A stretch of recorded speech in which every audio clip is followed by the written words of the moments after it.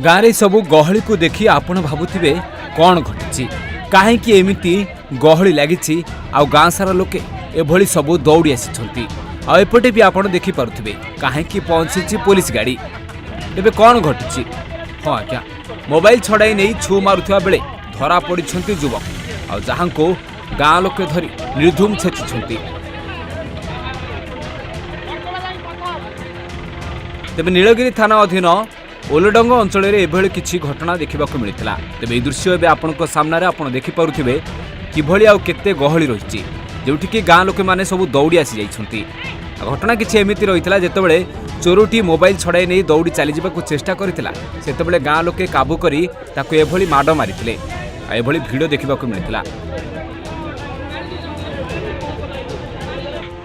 नीलगिरी थाना अधीन ओलडंग अंचल सोमवार दिन अबकारी विभाग चढ़ाऊ करुवा बेले अंचलवासी रुंढ होते से समय जड़े युवक बाइक आसी वीरेन्द्र सामल पाखर मोबाइल छड़ाई नहीं पलि जाऊे। एतिक बेले से युवक को बाइक टाणी देते लोके फल युवक जनक तले पड़ जाते। तेज युवक जनक दौड़ी पलैवाक चेष्टा करथिबा बेले स्थानीय लोके काबू कर निर्धूम पिटी। तेज युवक जनक पाटना अंचल कार्तिक मंगल बोली जमापड़ी। सेपरि कार्तिक सहयोगी सन्देह आउ जड़े बरुण सिंह अंचल युवक को अटक रखिते। तेज नीलगिरी पुलिस घटनास्थल दुई युवक को उद्धार कर तदंत करुवा जमापड़ी। नीलगिरी गणेश जेना रिपोर्ट, ओडिशा भास्कर।